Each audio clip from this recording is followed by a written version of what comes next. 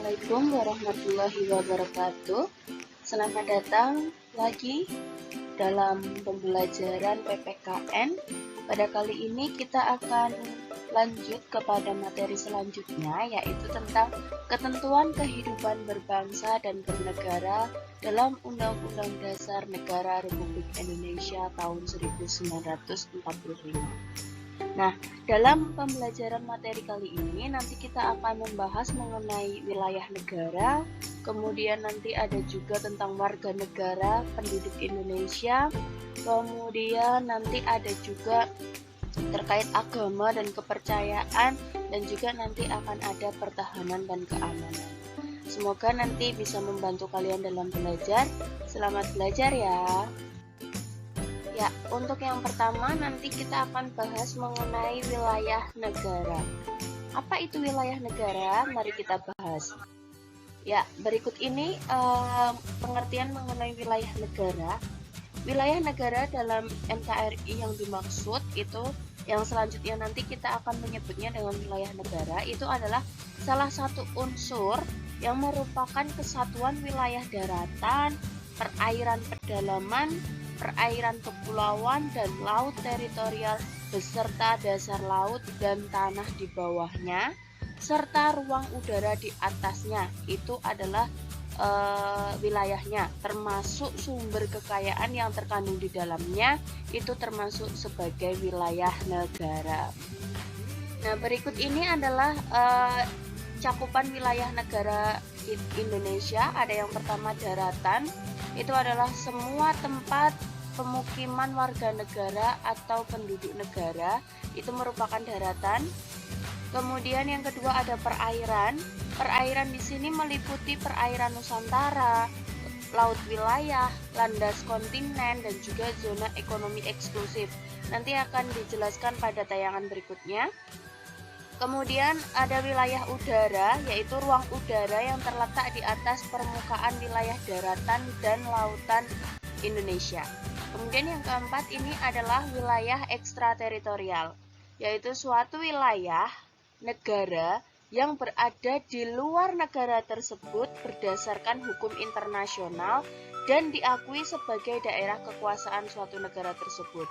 Contohnya kantor kedutaan di negara Amerika misalnya, itu adalah wilayah ekstrateritorial. Nah, ini tadi yang saya sebutkan mengenai wilayah perairan Indonesia. Itu yang pertama, wilayah perairan Indonesia ini diatur di dalam suatu perjanjian yang sering disingkat dengan UNCLOS 1928. Itu aturan internasional mengenai wilayah perairan yang digunakan di Indonesia.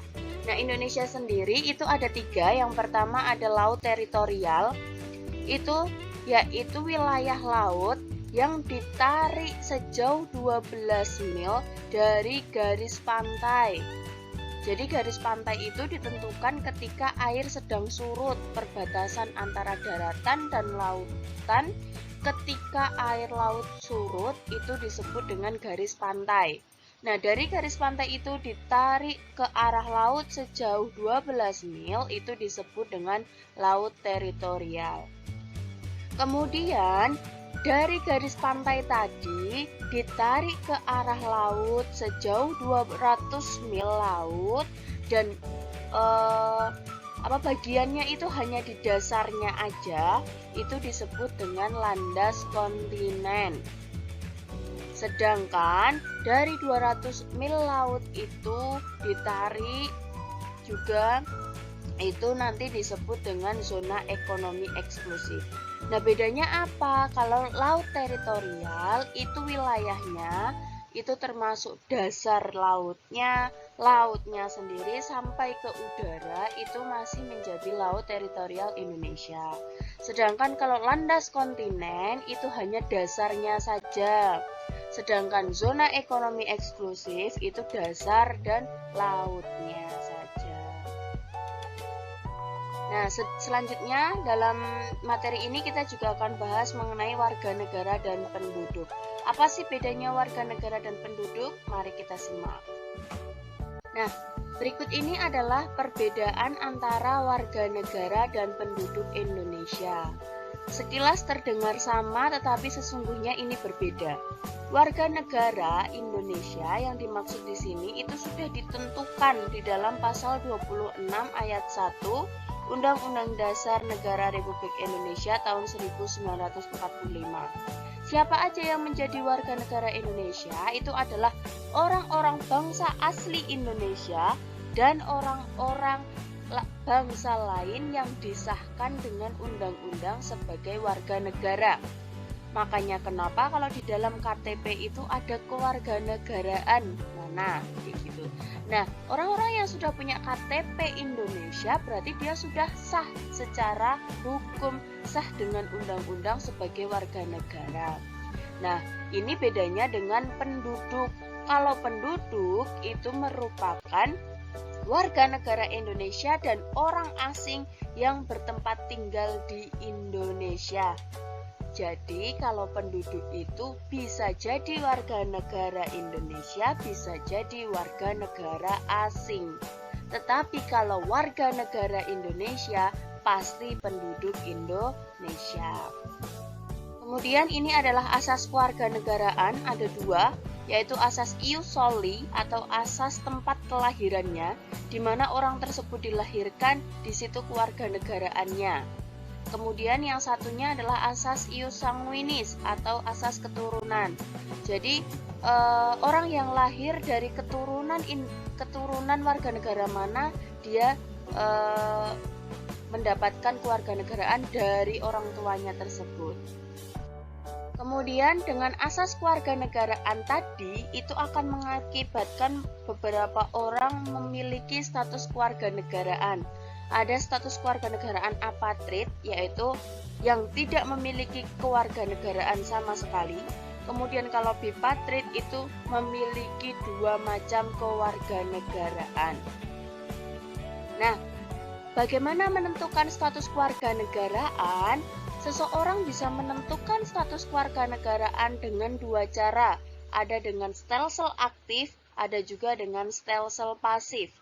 Kalau stelsel aktif itu adalah orangnya itu bergerak aktif untuk meminta kewarganegaraan atau menjadi warga negara tertentu yang dia inginkan. Nah, dengan mengajukan permohonan, ini disebut juga dengan naturalisasi biasa. Kemudian kalau stelsel pasif itu orangnya diam tanpa melakukan tindakan hukum tertentu, dia sudah mendapatkan kewarganegaraan. Nah, hal ini sering disebut dengan naturalisasi istimewa. Ya, kemudian ini bagaimana cara memperoleh kewarganegaraannya? Ada yang pertama dengan permohonan, yaitu dengan cara melakukan permohonan kewarganegaraan oleh pemohon dan memenuhi semua syarat-syaratnya. Nah, inilah yang disebut dengan stelsel aktif dan biasa disebut dengan naturalisasi biasa. Kemudian bisa juga dengan pernyataan. Nah, ini dilakukan oleh bagaimana? Yaitu warga negara asing yang kawin secara sah dengan warga negara Indonesia dan dapat memperoleh kewarganegaraan dengan menyampaikan pernyataan sebagai WNI di hadapan pejabat berwenang.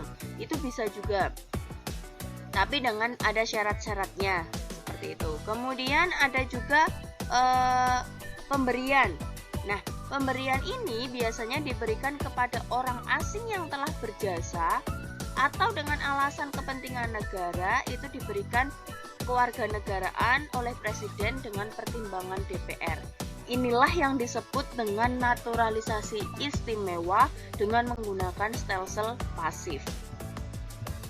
Ya, kemudian ini adalah syarat menjadi warga negara dengan naturalisasi biasa. Hal ini sudah diatur di dalam Undang-Undang Nomor 12 Tahun 2006 tentang Kewarganegaraan Republik Indonesia. Nah, di situ ada syarat-syaratnya, kalian bisa simak sendiri. Kemudian ini syarat menjadi warga negara dengan naturalisasi istimewa.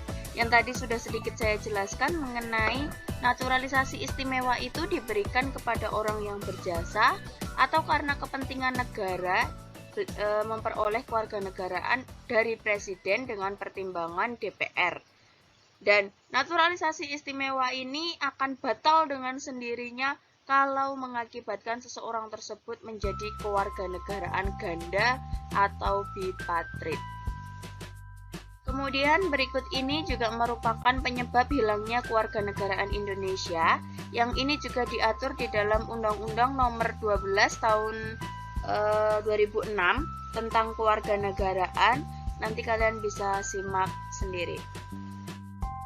Selanjutnya kita akan bahas mengenai agama dan kepercayaan. Apa sih agama dan kepercayaan itu? Mari kita bahas bersama. Nah, berikut ini adalah aturan mengenai jaminan kebebasan beragama. Nah, ini diatur di dalam pasal 28E ayat 1 dan 2. Selain itu juga ada pasal 29 ayat 2 yang menyebutkan bahwa negara itu menjamin kemerdekaan penduduk untuk memeluk agamanya masing-masing dan beribadah menurut agama dan kepercayaan tersebut.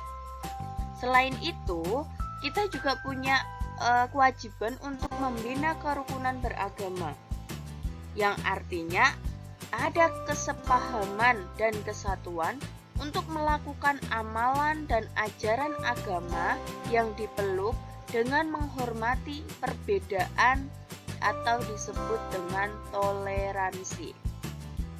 Selanjutnya berikut penjelasan terkait dengan pertahanan dan keamanan. Mari kita simak. Nah, yang pertama yaitu mengenai makna pertahanan dan keamanan. Makna pertahanan dan keamanan ini sebenarnya sudah dijelaskan secara gamblang di dalam Undang-Undang Dasar Negara Republik Indonesia tahun 1945, pasal 30 ayat 1 sampai dengan ayat 5. Berikut ini pasal-pasalnya, silahkan disimak dengan baik. Nah, pertahanan dan keamanan Indonesia itu bercirikan semesta. Apa sih yang dimaksud dengan bercirikan semesta? Itu ada 3 hal ini. Yang pertama ada kerakyatan, yaitu orientasi pertahanan dan keamanan itu semata-mata untuk kepentingan seluruh rakyat.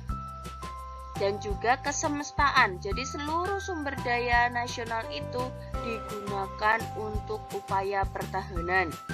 Kemudian kewilayahan, yaitu kekuatan pertahanan dilaksanakan secara menyebar di seluruh wilayah NKRI sesuai dengan kondisi geografis sebagai negara kepulauan. Nah, 3 hal inilah yang dimaksud dengan ciri semesta dalam pertahanan dan keamanan Indonesia. Selanjutnya yaitu kesadaran bela negara.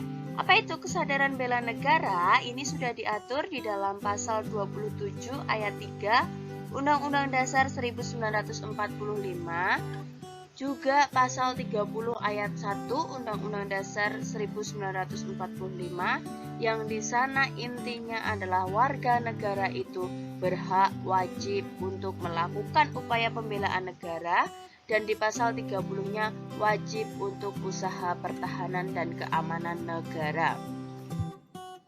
Ya, lakukan hal sederhana untuk menunjukkan bahwa kalian melakukan upaya bela negara dan pertahanan keamanan Indonesia untuk menunjukkan kesadaran bela negara kalian. Ya, itu tadi merupakan pembahasan materi terkait ketentuan Undang-Undang Dasar Negara Republik Indonesia tahun 1945 dalam kehidupan berbangsa dan bernegara. Semoga dengan tayangan tadi bisa membantu kalian dalam belajar dan juga bermanfaat. Terima kasih sudah menyaksikan tayangan ini. Jika ada pertanyaan yang kurang paham bisa disampaikan melalui email atau WhatsApp yang tertera. Terima kasih. Assalamualaikum warahmatullahi wabarakatuh.